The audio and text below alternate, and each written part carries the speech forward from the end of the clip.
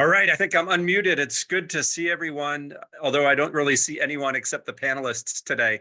But thank you all for being here. Looks like we're at about 180 or so. We'll wait just a minute, see if that tapers off a little bit to allow people to get in. So just bear with us 1 second.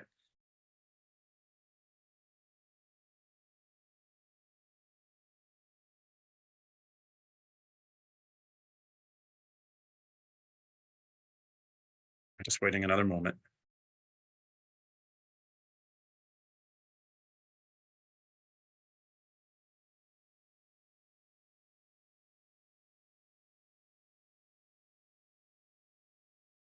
All right, as people still come into the room, let me thank everyone for joining us today. And most importantly, thanks for all of your incredible work preparing for the start of the spring semester. And there is certainly so much happening on the campus, and we're trying to prioritize at the senior levels where we spend our time so as not to tax too many people and allowing the important primary role of the university to continue uninterrupted and with that sense of vibrancy.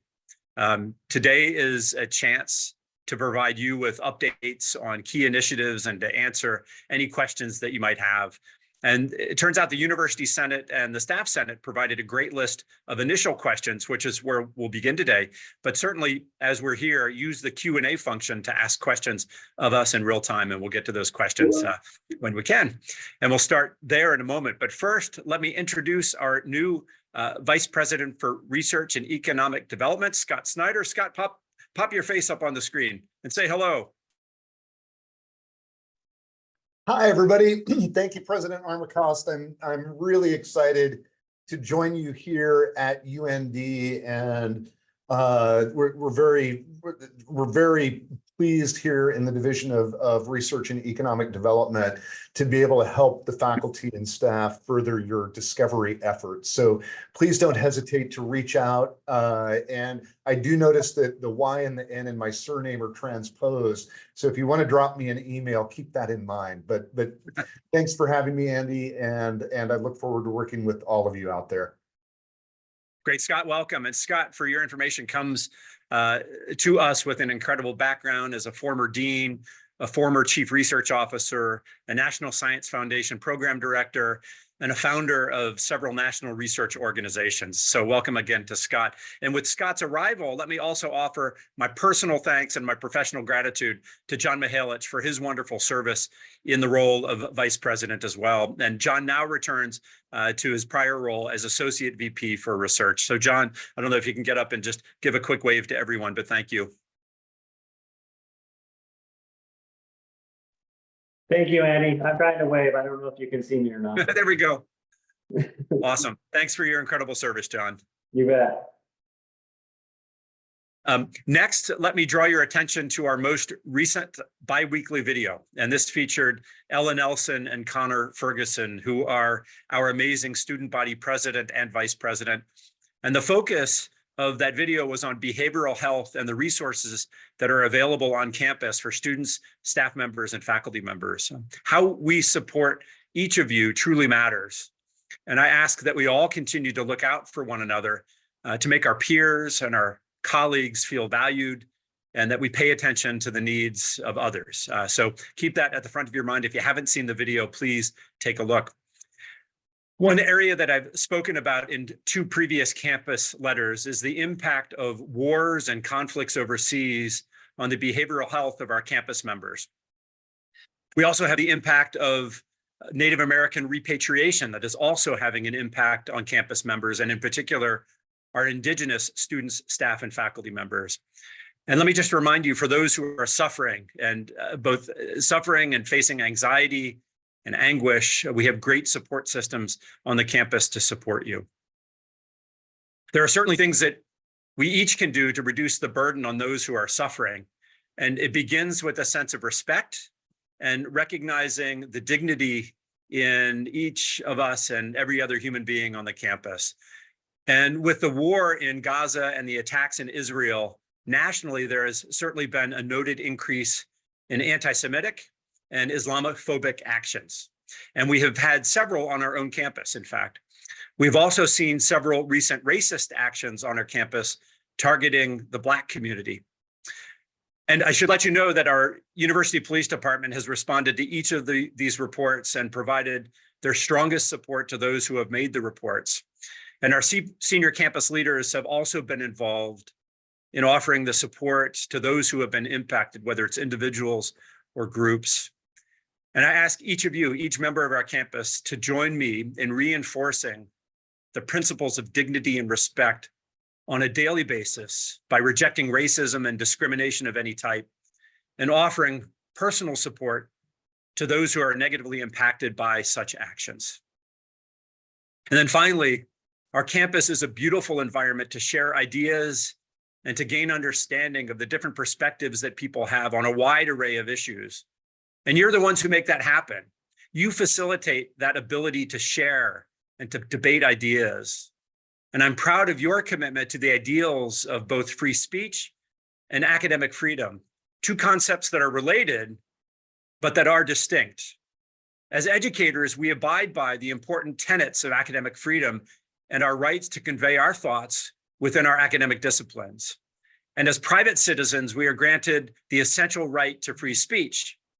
And we as a university will continue to protect those ideals on our campus. But I have to remind you that free speech does come with limits, specifically when it crosses the line to become a direct and personal threat towards another human being or a group of human beings. We won't tolerate threatening statements or threatening actions that are directed toward any member of our campus community. So I wanted to make sure that you heard those statements to begin today's messaging, because I think these are general concepts: the treatment of others with dignity and respect, our ability to use our rights to free speech and academic freedom, and to make sure that we do so in a nonviolent and non-threatening way. And on tap today, and we'll get to Melanie Linder in 1 second, are questions about that have risen already, questions that might arise in areas like the search for the Dean of the School of Medicine and Health Sciences, the HLC Higher Learning Commission Reaffirmation of Accreditation, and the campus visit that awaits us in April, campus renewal projects like Merrifield Hall, Memorial Village, Hislop, and Carnegie Hall, important studies that are ongoing alongside our partners at Huron Consulting, which include our campus pay equity study and also our 5-year review of our budget and resource allocation model, otherwise known as MIRA.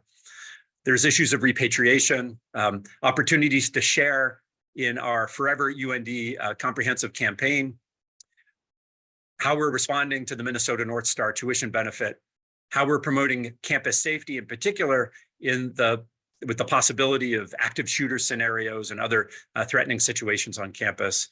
There have been questions about learning management systems. And of course, there are always questions about parking.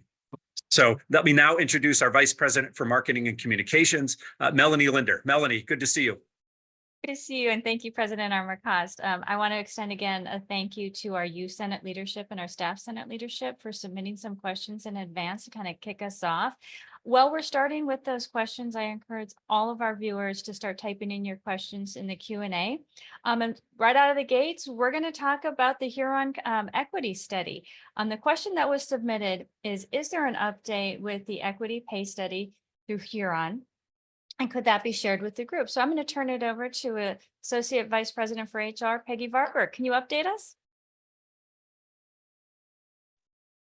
I sure can. Thank you, Melanie. Appreciate it. And I appreciate the question. So basically, Huron has completed the data work for UND, and they've made a set of draft recommendations to us. And so we're moving through those recommendations now to see what will work for UND and how we can articulate our plan and the process and so forth as we move forward. So as I said, we're reviewing this. We're working towards a new compensation philosophy to share with campus.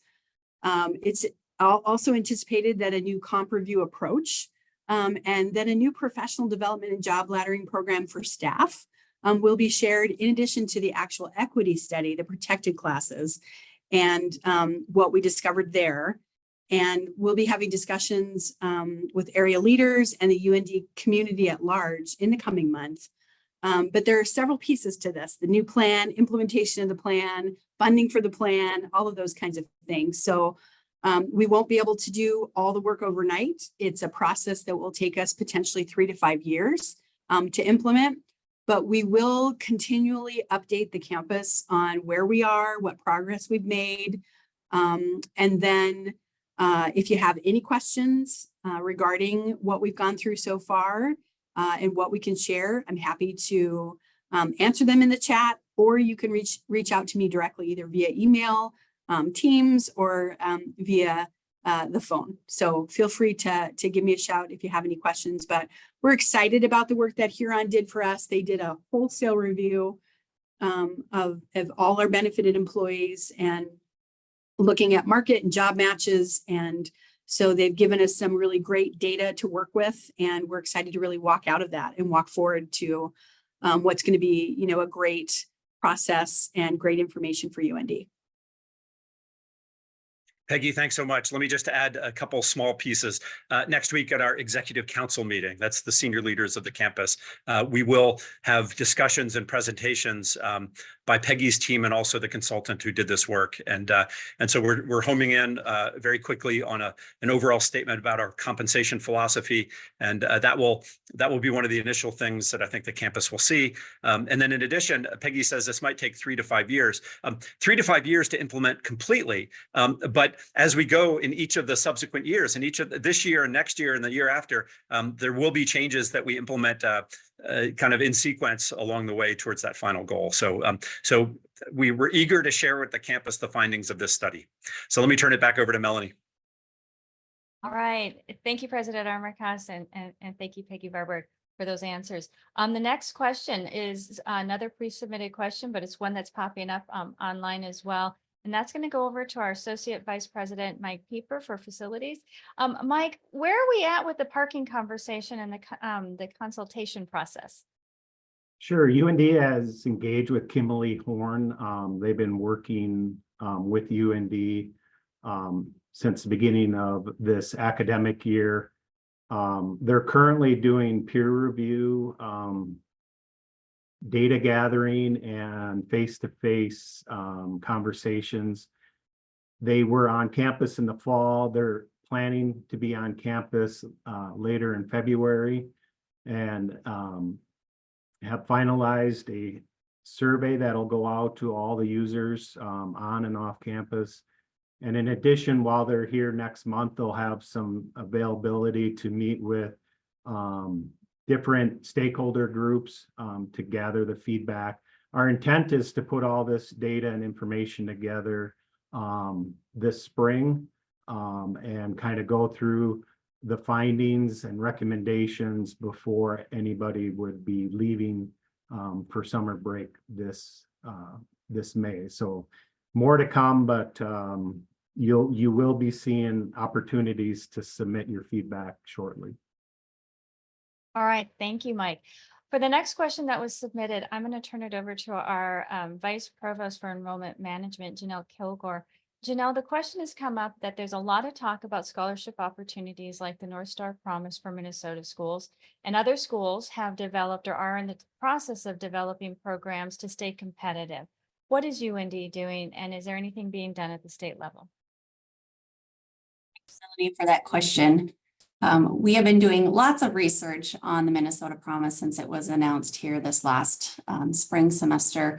We've been looking at our data of our students, who they are, what they're submitting as far as FAFSA information, where their financial aid awards are at, whether that be state, federal, UND specific awards as well. The one thing with the Minnesota Promise, it's really a last dollar scholarship. So the last dollar scholarship is that there's a dollar amount that's not predetermined that fills the gap between what a student would owe for tuition and fees and what their federal financial aid, state financial aid, and all other scholarships would pay. So it really kind of varies. Some students might get $50, some students might get $2,000, and it really is kind of dependent on each individual student. I will say the short answer is that the University of North Dakota is not modeling current practice of what Minnesota has adopted. Even the tuition award that is launched and announced at the North Dakota State College is also a little bit different as well. A few of the things that we have been doing really in the last couple of years, many of you may or may not know my background is financial aid. I was the financial aid director for 7 years and worked in financial aid as a financial aid advisor for several more years. So financial aid and awards and getting access to low income students and funding for those students is a really passionate component of what drives me every day, right? So some of the things that we're doing is really a couple of years ago, we switched our merit scholarships, our incoming freshman scholarships, where we removed the ACT, SAT component. We knew that was a major excluder. So we actually are seeing pretty significant increases in the number of presidential scholars, academic achievement scholars, where we know that they have a set dollar amount year over year and actually retain at a higher rate because they know they have that stability in those types of awards. Few other things that we're doing. I know that the academic deans and the Alumni Foundation are great partners with having a priority in this campaign of making sure that scholarship dollars are available. So those are additional things. So there's more scholarships coming is what we can say from that standpoint. You know, how departments and academics can continue to stay involved. Student finance has a priority deadline for when academic areas and departments send scholarship notifications. If it's maybe a scholarship from the College of Business or scholarship from engineering, arts and science, what have you, really making sure that you get those into us by a specific time so we can really put that whole financial package together. I will say this year is a little bit different because of the delay in the free application for federal student aid, the FAFSA application, just due to the fact that the Department of Education is switching the formula. So actually what we're hoping is that more of our students will be will receive more students getting Pell Grant, the federal Pell Grant. And so we don't have that data. So the FAFSA application opened on New Year's Eve for those of us that were tracking and watching. But right now, the Department of Education has not sent that information to the schools. So what we are going to do once we get that information, we are going to continue to look to make sure our student data is tracking on similar trend to make sure that we are being able to get access to students as we continue to move forward. A couple other things that we're doing is that we just recently got approval to offer the federal tuition assistance rate for engineering programs in the College of Engineering. So we're looking at other options and opportunities that will help fit the needs of our students. During this last legislative session, the last thing I'll mention is that we, as a four-year institution, are now eligible to award the North Dakota Career Builders Scholarship. So there's a scholarship program and a loan program. And right now, we have identified some funds to help be a matching partner. So students in the College of Education going towards teaching and students in the College of Nursing going towards nursing to help our workforce shortage are getting notification. The requirement is they have to stay and work in the state for 3 years, which is a really good opportunity, and they can get some additional scholarship funding from the state. And so a few different paths that we're doing, but we're not necessarily modeling the exact program. From the state level, I may pass it over to President Armacost if there's additional conversations in the state. As of right now, I'm not familiar that anything has moved forward to the North Dakota legislature. Thanks for the question. Yeah, there's to answer Janelle's comment, there are no system-wide proposals coming forward to match the North Dakota Promise. There's legislators will have their views on this as well, and we have to be mindful of how legislators and others view such programs. So thanks. All right, thank you both for that. Our next question, I'm going to pass over to Chief Clark. Chief Clark, is there an update on training opportunities for safety procedures such as lockdown, active shooter? I'm going to tie that question that was pre-submitted with one that's online, where the question is they're wondering if on December 19th, when we had the shelter in place warning that went out, was this the first time where we had an armed assailant on campus? And then they're just wondering again, what are we doing to make our campus as safe as possible? Well, yeah, thank you, Melanie, for the question. And I want a point of clarification. You just said, was that the first time there was an armed assailant on campus? This incident on December 19th, there was no armed assailant on campus. The situation was a car chase that occurred in the city. It spilled over onto campus for the person running from the police. So at no time was there an armed assailant on campus on December 19th. With regard to what we're doing or any updates about public safety, we've approved at the executive council level. I'm still waiting for a little bit of direction on implementation, a new video for active shooter, right? So it'll replace the one that we have on Vector Solutions right now. And we are going to make that mandatory for all employees. Currently, we had set a date and we had only new employees receiving active shooter training. We're going to make this video retroactive, going back to everybody that's currently here. And I think it's a very serious topic. Obviously, we deal with it a lot in today's society. And it should be a serious topic, and we should all take it seriously and do our part. And I think you'll find this video very realistic, and it does give you some key items on what we train on at the University of North Dakota is called Run, Hide, Fight. And that's a nationally accepted doctrine to deal with active shooter type situations. You will find many corporations, many universities, many private entities use the Run, Hide, Fight model. We've already had the Run, Fight model in place here at the university for a number of years, but this video will just kind of solidify that and make you look at it maybe in a different way. So it's kind of a new way to present the training. So I think we're excited about that, to be able to put that out. And as always, just a reminder, it's nothing new. We will come to any college, unit, or division on campus and offer specialized active shooter training. Every building or setup, and of course the personnel that work in the building are different, right? So it has to be somewhat nuanced, and we're happy to do that. I have a staff here of police officers that's been doing that for a year. We'll come do a security assessment and give you advice on any type of active shooter training. That's kind of the updates that we're looking at in that realm right there. Let me just provide a kind of a presidential endorsement to everything Chief just said. The safety of the members of our campus is vital, and we need to make sure that we're taking every step we can to keep the campus safe. Chief mentioned the Run, Hide, Fight, the scenario when facing an active shooter. And early on, we said, let's just require it for new employees as we onboard them so they know. But we realized in the wake of the December 19th event, and there was an earlier event on campus as well, that you need to be prepared.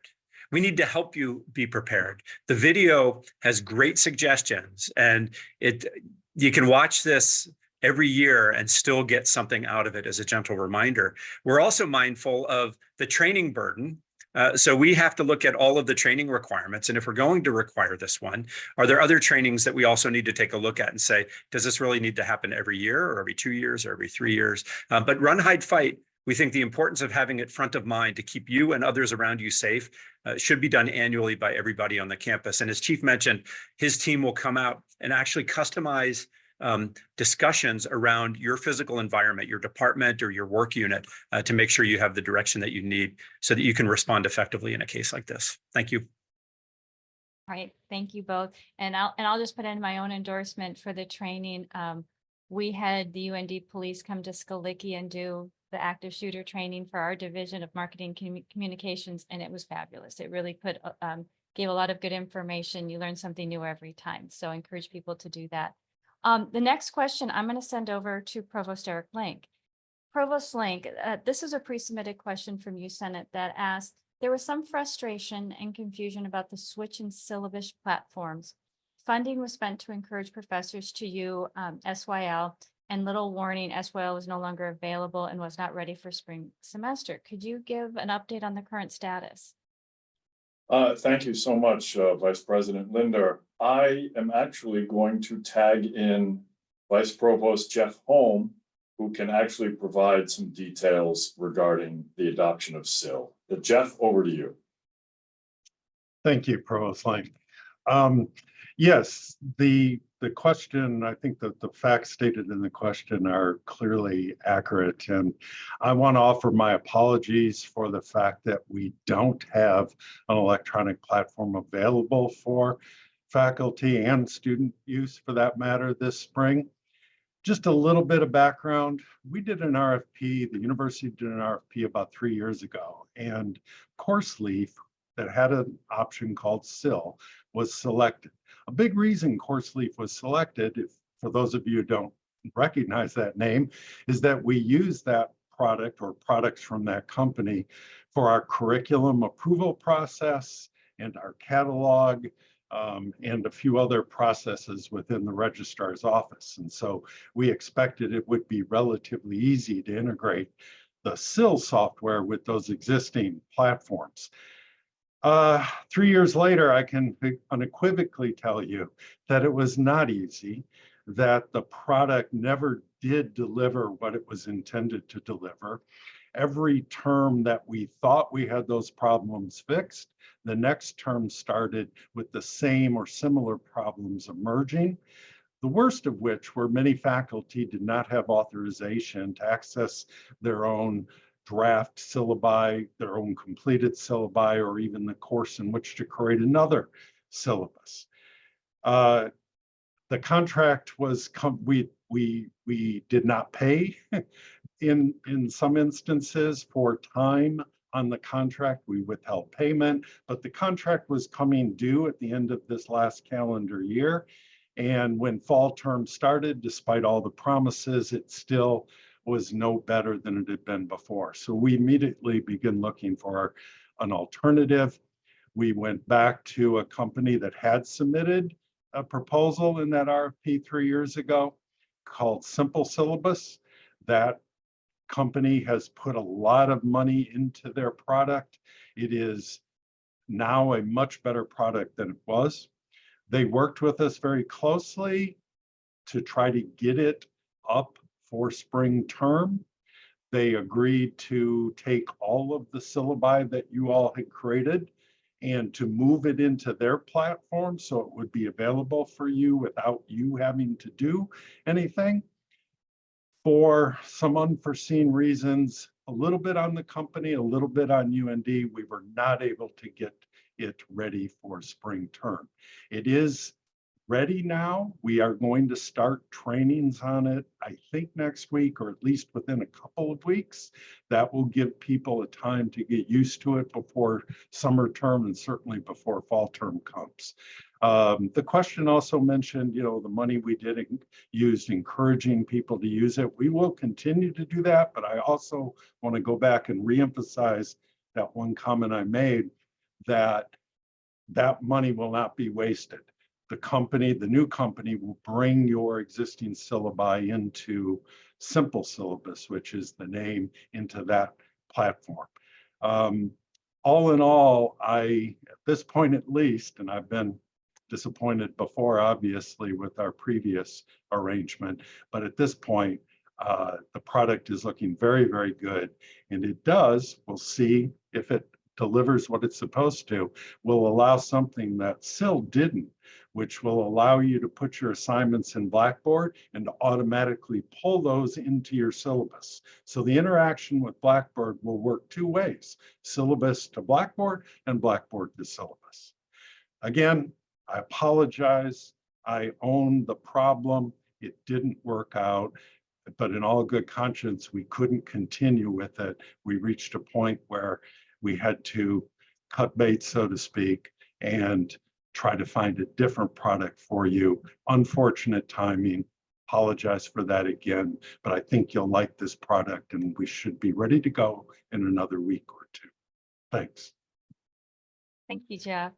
Our last pre-submitted question is going to President Armacost.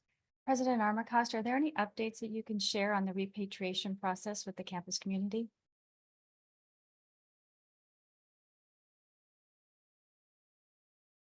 Absolutely. And I think my colleague, Lane Lyons from the foundation, is on as well. And Lane, as a co-chair of our repatriation committee, can certainly weigh in as well. The work continues and it's widespread across the campus. Much of our work is working with tribal nations and their representatives to share the work that's been going on. We've been working to develop an inventory of what we have here on campus. What we have here on campus, believe it or not, connects to ancestors or artifacts that might be in other places as well. So we need to make sure that we can connect all the pieces of the puzzle as we work with the tribal nations to finish this repatriation. We do know that probably within the next, certainly within this year, but probably in the next couple months, we will have firm plans to begin repatriation. We published 49 notices in the Federal Register. Those are public, that indicate that we have cultural artifacts here on campus that tribal nations need to be aware of. Our team, co-chaired by Lane Lyons and Crystal Alberts, and our NAGPRA liaison, Mary Baker, are doing exemplary work, as is our team from Dirt Divers, which is our cultural resources management company that's been supporting us. So great progress. I wish it would go faster. It doesn't. It's a painstaking process that has to be done with respect and patience, and we're going as fast as we can. Lane, would you like to add? Yeah, I would agree. And thank you for whoever submitted the question. I'd like to add, and I agree with everything President Armacost said, 2024 is a year where we're going to actually start being able to repatriate items, plus ancestors or human remains. There were, for the first time since 1990, there were new regulations as far as NAGPRA goes that have been updated in mid-December. So the new regulations change or further explain how repatriation should be done, who should be a part of it, stuff like that.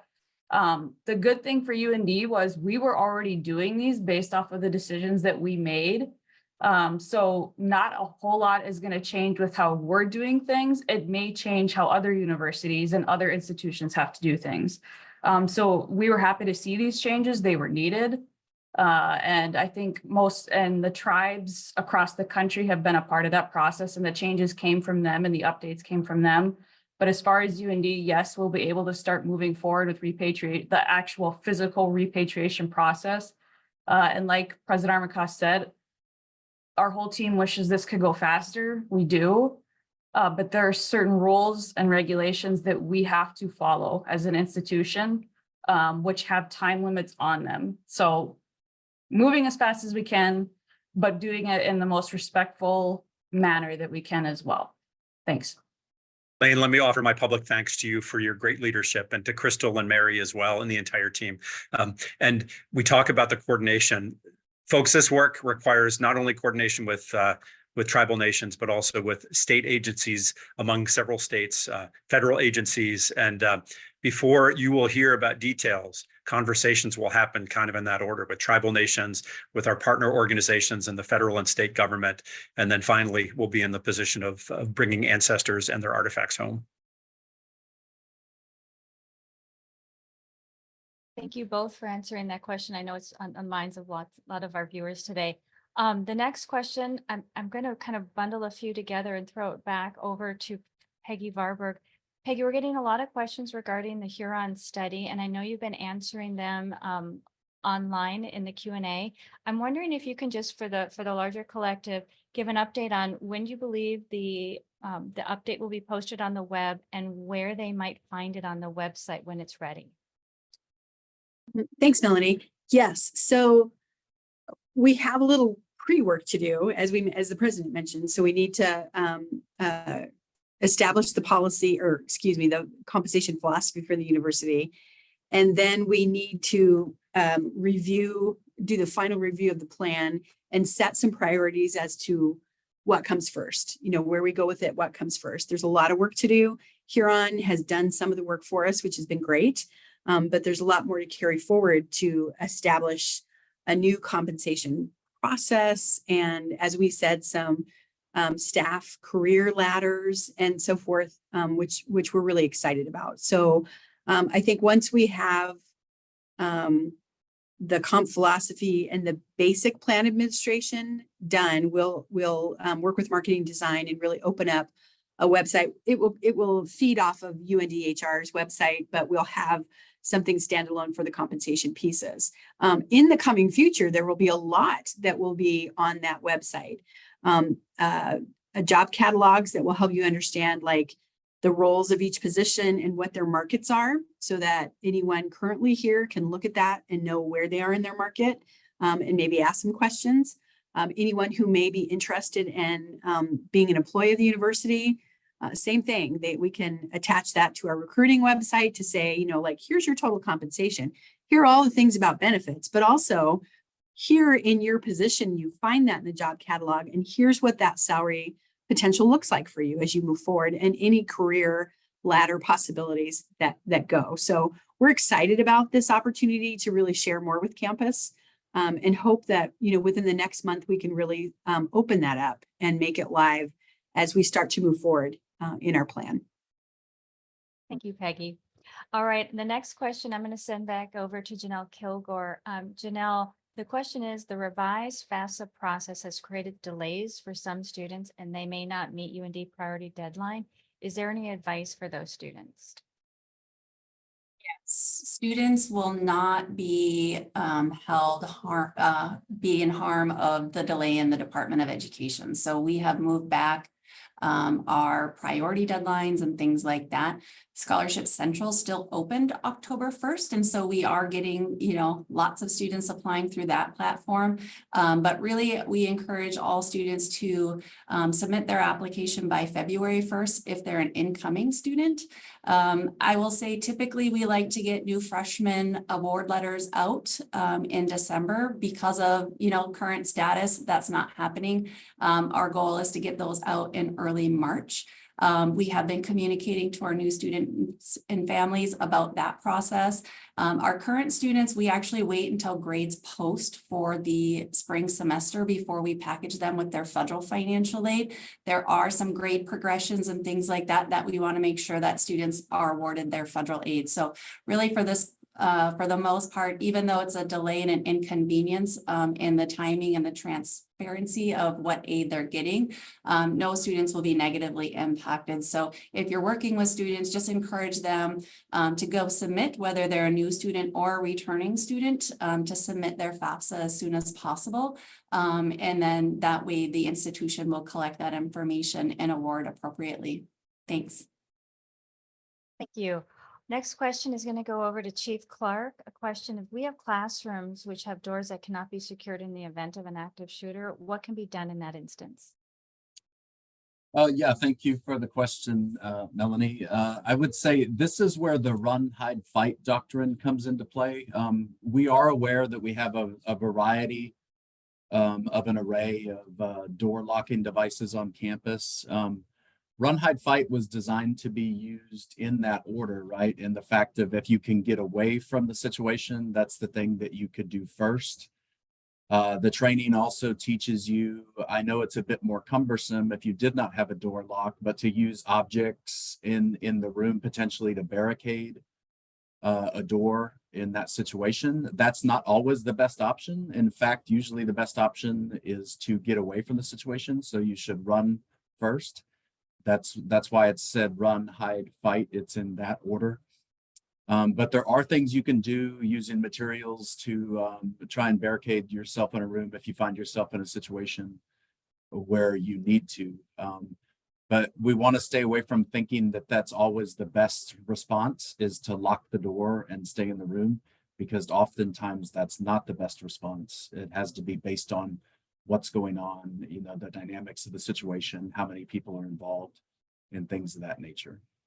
So I hope that answers it. It's kind of a, you know, situational dependent response. Thanks, Chief.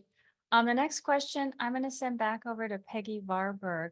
The question is, while the State Board of Higher Ed asks for feedback on the president every few years, will there be an opportunity to provide feedback on campus vice presidents? That's a very good question. Thank you. So one of the other questions had to do with how we do meets and does not meets, and in our current evaluation for staff. And is that the best rater to do it with? The answer is probably not, but we had a lot of feedback from specifically staff on the 1 through 5 raters and how it was, it's always very subjective. So we will take on a project this year to review the really overhaul the staff performance evaluation process, to include the documents, everything. We will be sending surveys out. We'll be meeting with focus groups to really gauge what staff think specifically and how it will be more meaningful, because we want this process to be meaningful, to mean something, to you be able to walk away with, I know where I'm going this year. I know what I did last year. And so that you and your direct supervisor can have good, meaningful conversations on what performance looks like, what goals, what career development, those kinds of things. I would anticipate as part of that process, as our vice presidents are all staff members, that would be a discussion point as well. How do we do some level of measure on our leaders and our senior leaders on campus? So that may flow out to many different positions, such as mine, Associate Vice President for Human Resources, that there should be some level of opportunity for others to provide feedback other than just my direct supervisor. So that's a great question. I appreciate that. And look for more from us on that project coming soon. Thanks, Peggy. The next question I'm going to send over to Jeff Holmes. Jeff, the question goes back to the Syllabus software, and will faculty be required to use it? Thanks, Melanie. I did provide an answer to this question online, but I'll make it very simple. No.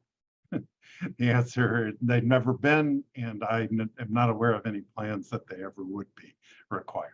Thanks. Excellent. Thanks, Jeff.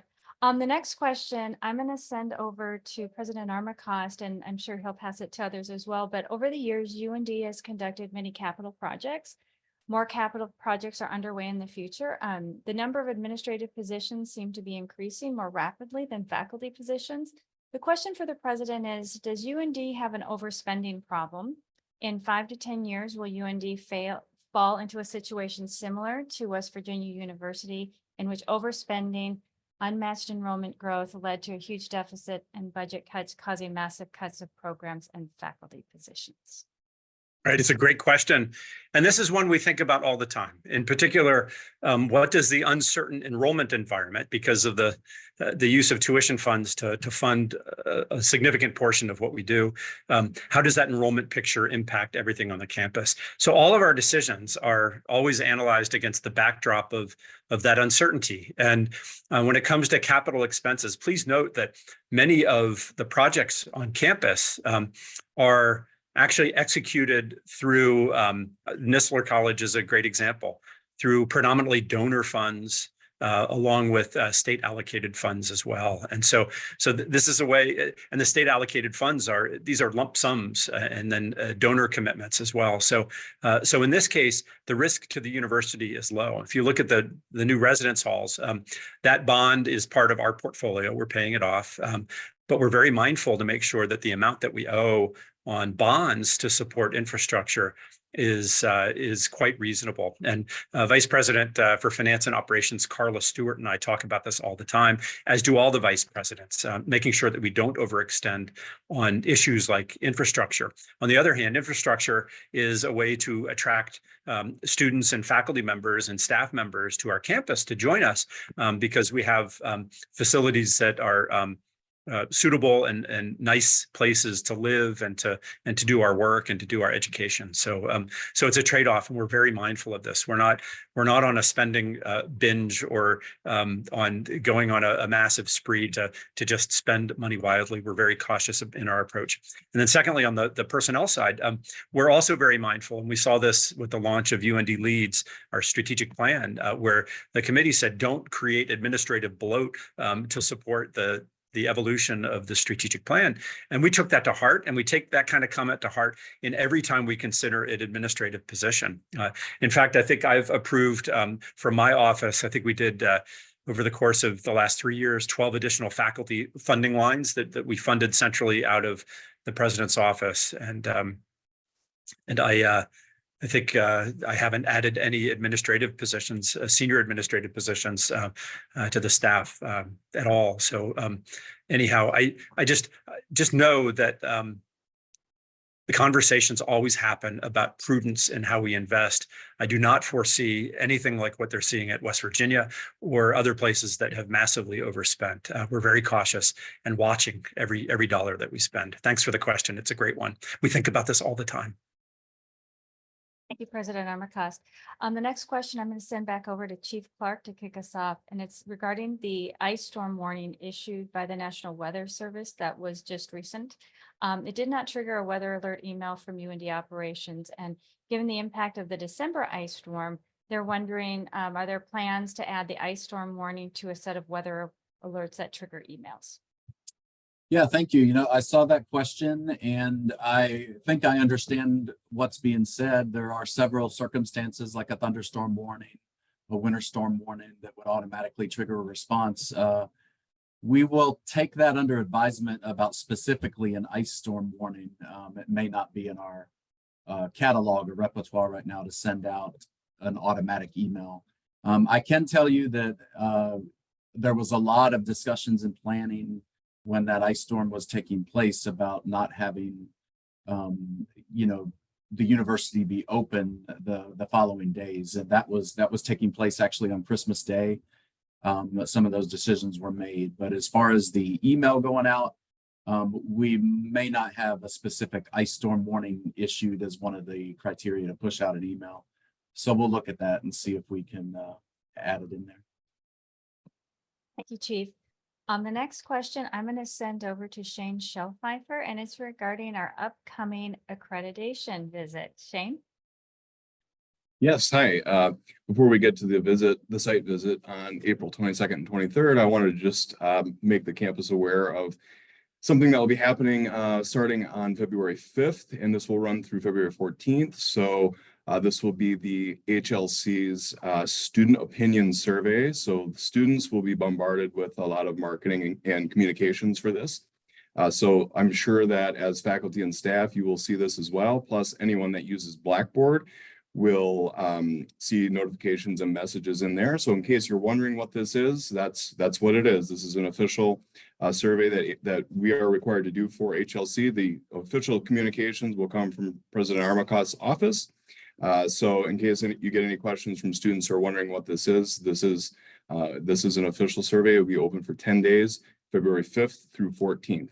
And then sort of after that, in the months leading up to April 22nd and 23rd, we will be just sort of sending out some light sort of PSAs, like little factual statements that we've created about the university. This comes from our assurance argument. So you can sort of look for those as sort of reminders about sort of the big picture about why we're doing this, what we're doing.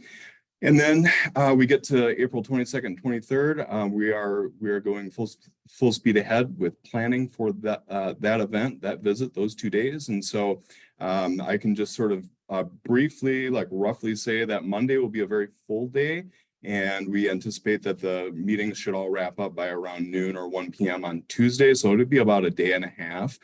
So we'll have a site team that comes. There'll be 5 individuals from sister institutions across mostly the Midwest here, and they will be visiting. So there will be opportunities for so there would be sort of maybe private meetings isn't the right word, but meetings that we sort of intend to invite certain individuals that are experts in sort of content areas. So that might be like sort of the fiscal responsibility and status of the institution. So we would invite individuals that have knowledge of that to come to those meetings. But there will also be 5 forums that are open to the public, and we really encourage everyone, faculty, staff, and student to enjoy or to come to those to interact with the team.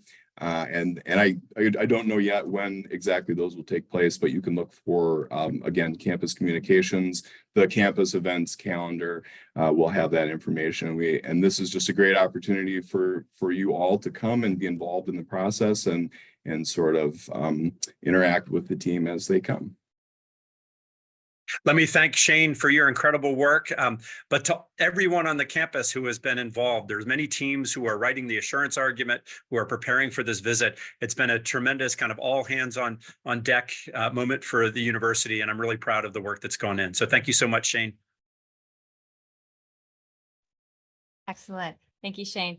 The next question will go back to Peggy Varberg. The question is, if you and your spouse both work state jobs, if one works at UND and does not get the health insurance benefit, is there a way to compensate them, as it's a lot of money that's tied to that benefit? Yeah, the easy answer is no. Currently, NDPERS does not allow like cafeteria style, which would be where you pick and choose some of your benefits. And there are companies there that would say, if you don't choose this, then we'll give you a cash compensation, a one-time, or we would allow you to buy up certain other benefits like annual leave, something like that. But currently, we run under the North Dakota Personnel Association, which is the state. And so we're not able to offer a plan like that, but that's a very good question. Thanks for the clarification. Next question is for Chief Clark. Chief, if in case of an active shooter situation, where do people run if all the walls are made of glass, such as an office building, classroom, etc.? Yeah, thank you again, Melanie. Very good question. The short answer is you'd want to run away from the gunfire. We're well aware that some of the construction materials are glass, drywall, things like that, things that won't actively stop a bullet. I can tell you that the time to figure that out is not when the actual incident is occurring. That's why it's important to rehearse amongst your office staff. You can certainly contact our office if you need help with doing independent assessment like we talked about earlier, to kind of tell you what some of your best avenues are going to be.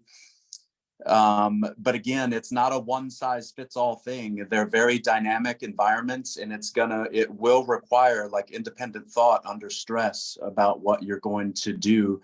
And the most successful thing that can help you with that is rehearsing it or thinking about it ahead of time. Like, what would I do in a situation such as that? So those are the best kind of advice I can offer. It's not an answer that I can give you because the situation is going to be different in a lot of situations, but generally you're going to want to run away from the threat, right? Put as much distance as you can between you and the threat is the run in the run, hide, fight model. Thank you. On the next question, I'm going to start with Janelle Kilgore, but then maybe Jeff Holmes, you would be able to add to this next question as well. Our UND enrollments are strong, and efforts of many on campus to make this happen are appreciated. What kinds of efforts are being undertaken to help manage rapid online growth and potential declines in on-campus student enrollments? What support will be provided to upper levels to help ensure excellent online instruction and manageable course sizes across the colleges? Thanks, Melanie. I think this will actually be a team that will help answer this question because, again, it is really a group effort and group conversation that includes the academic areas as well. So from recruitment and marketing and things like that, we do very specific strategies as far as trying to diversify our incoming class. And making sure that we have a mixture of on-campus, online, new freshmen, transfer, graduate, now continuing to have conversations with the individuals who have some college, no degree, and how we can structure programs and support services and things like that.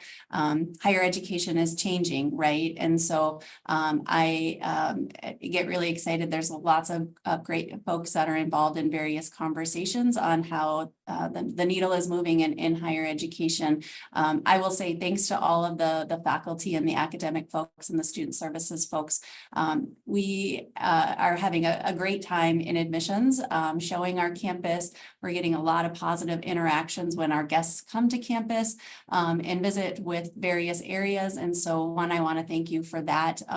It takes a whole campus effort to be able to recruit students, but also to make sure we can retain students as well. So the student tour guides that we have, our student ambassadors that we have, do a fantastic job. And that's a direct reflection of the courses that they're taking and the interactions that they're having with folks on our campus, that they know that this is the place to be. So Jeff, I will transition this next part for you, okay?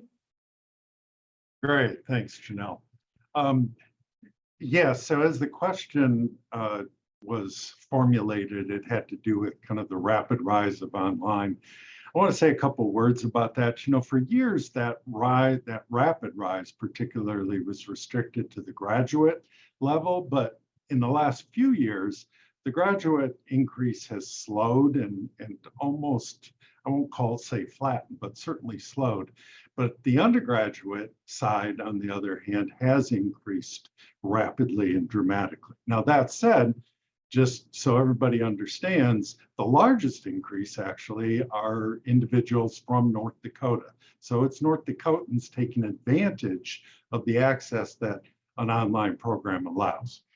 I also want to mention in terms of the quality that because of the higher education relief funds that UND received during COVID and decisions made by the higher administration, TDA worked with faculty on over 800 courses that are delivered online to either revise them, create them, tweak them, essentially adjust them and bring them up to a higher standard of performance, so to speak.